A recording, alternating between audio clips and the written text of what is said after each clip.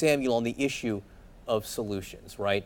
President Trump talked about arming teachers. This is a solution that he sees and seems to support, and others do as well. This is what the president said.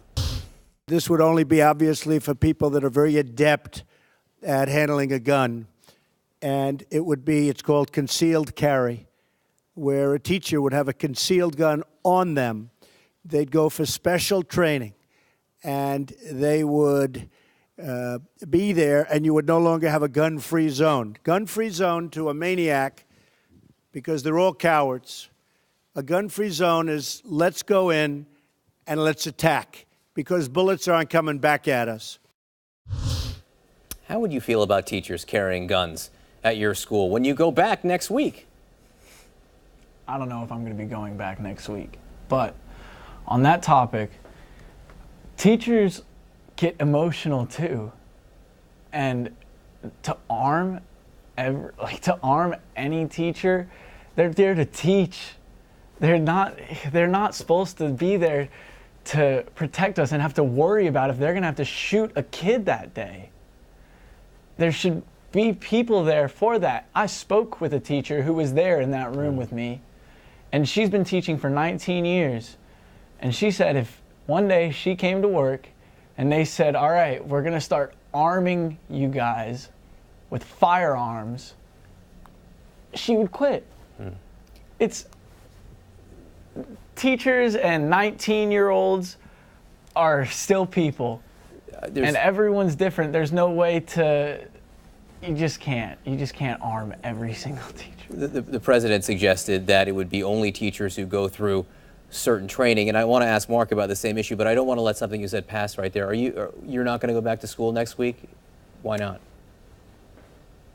I don't know how they expect me, my classmates and I, to step back on a campus where people we know were murdered.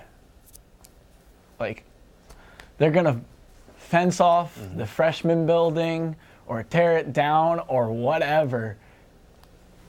It's like a horror movie that never ends. And I don't know how I'm going to go back on set. Mark, yeah, again, you mentioned, I think your wife is a teacher, and you've thought a lot about this issue of arming teachers. And you suggested that you don't think arming teachers with weapons is the right idea, but instead arming them with what?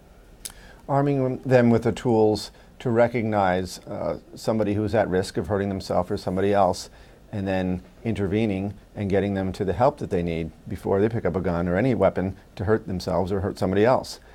That's a solution that works and that we know we have available right now. And we can start doing that immediately.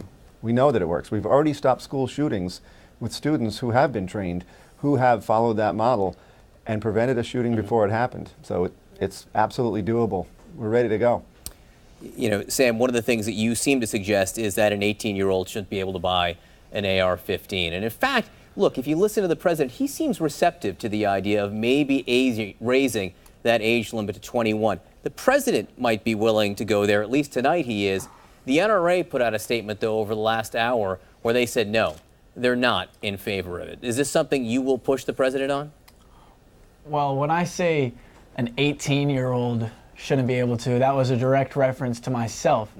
Nobody should be able to. Nobody.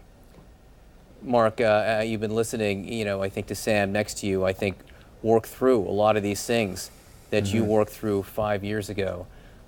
Any advice you can give him as you're with him right now? It's a work in progress. I'm still working through it, as we were just discussing. And I will say I have so much admiration for the outspoken, powerful, incredible voice of these high school young people. They are making a huge impact in this country.